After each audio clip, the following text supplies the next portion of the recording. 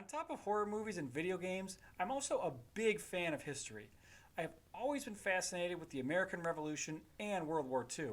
In fact, two podcasts on my rotation are histories of both.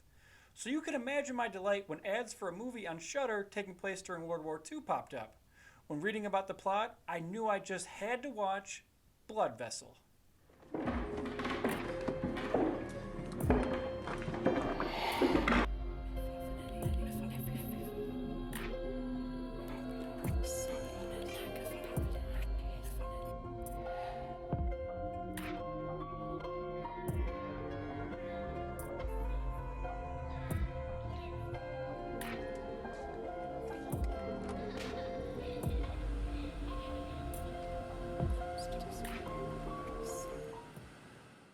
The movie plops you down shortly after some huge event happened.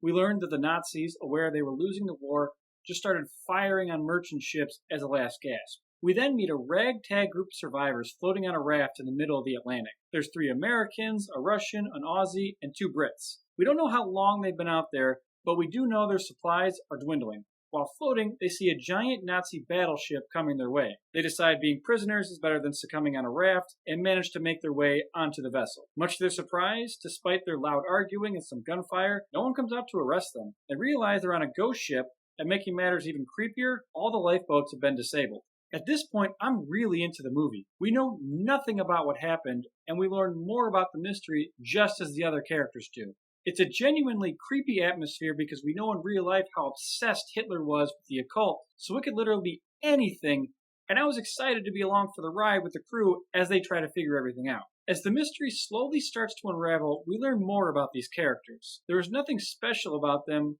although I like the Russian dude because he's every single Soviet badass stereotype rolled into one man, and his deadpan delivery on their terrifying circumstances is a joy. Another character that stands out is one of the Americans, a cook named Bigelow. He seems like every stereotype of an American from someone who's never met one before, complete with an outrageous attempt at what I'm guessing is supposed to be a thick New York accent. But building on that, the characters are tropes wrapped in cliches, but it's not necessarily a bad thing. They all play their roles well.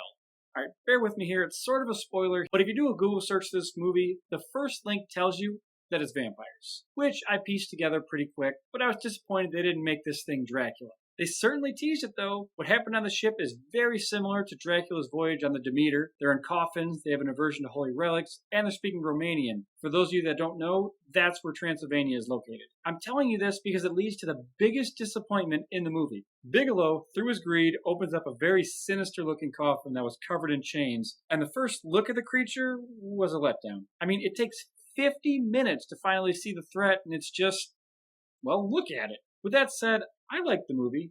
To add to the hopelessness of the situation, it does what all horror movies do, except this one did it really quick and kills off the highest ranking member of the survivors. Without a chain of command and several soldiers who've been fighting for years, there's a lot of jockeying for who will take charge. There's a ton of mistrust and alpha maleness between them, and it helps realistically up the tension until they find out what the real threat is. The action, for the most part, is really good, except for one scene near the end that averages about 50 camera cuts every second. But thankfully, it plays out like a montage instead of something you need to pay attention to. But it pretty much guarantees you're going to survive this encounter.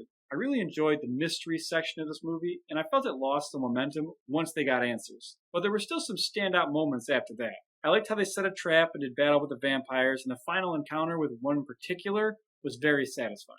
It's not the greatest movie in the world, but it's entertaining. It's about an hour and 35 minutes, but didn't feel like it. It moves along at a swift pace and doesn't seem to drag, which is sometimes all you can ask for when delving into more obscure horror. You'll watch it and enjoy it, but probably not much else.